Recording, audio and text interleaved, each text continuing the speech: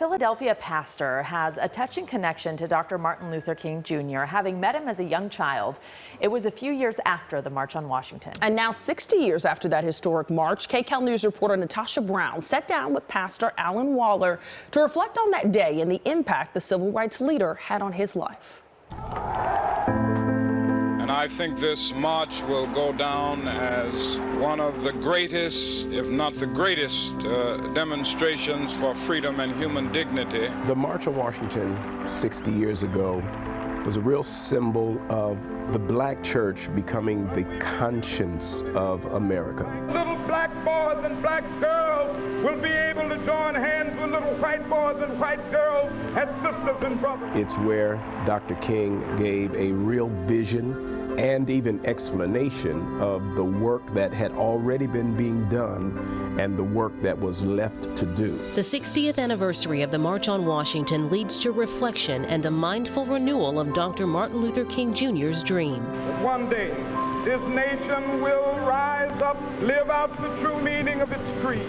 Dr. King also was pointing towards what was still yet to be done, and I think that that's where we come in.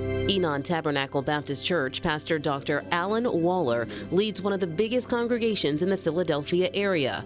We sat down with him to talk about how the March on Washington changed the country and the strides that still need to be made decades later. He has a very special connection to Dr. King, summed up in this picture proudly displayed in his church office, taken 4 years after the March on Washington. Dr. King and my father were friends, and Dr. King was preaching. That picture of me is sitting on Dr. King's lap in September of 1967. He was preaching my father, Dr. Alyn Waller, his 4th pastoral anniversary at the Shiloh Baptist Church in Cleveland, Ohio. Pastor Waller was 3.5 years old in this picture, but this moment sparked a profound movement even at that young age, leading to his pastoral and community activist role. I'm proud of my dad because that's September of '67, and it was at a time when a lot of black churches had run away from Dr. King. A lot of people had run away from Dr. King because at that time, Dr. King is talking about reparations. He's talking about economic justice. We will be able to work together, to pray together, to struggle together. The march and the years after catapulted the nation into a fierce fight for freedom, social justice and equality, and into violence and poverty for black Americans. So let freedom ring. More than 250,000 people participated in the historic march, a sea of connected souls as far as the eye could see, gathering near the Lincoln Memorial. We have to learn how to celebrate what he did, but recognize that he didn't reach the finish line. In fact, he said so.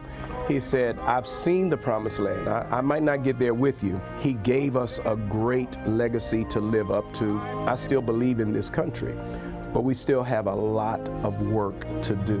And singing the words of the old Negro spiritual, free at last, free at last, thank God Almighty, we are free at last. In Philadelphia, I'm Natasha Brown.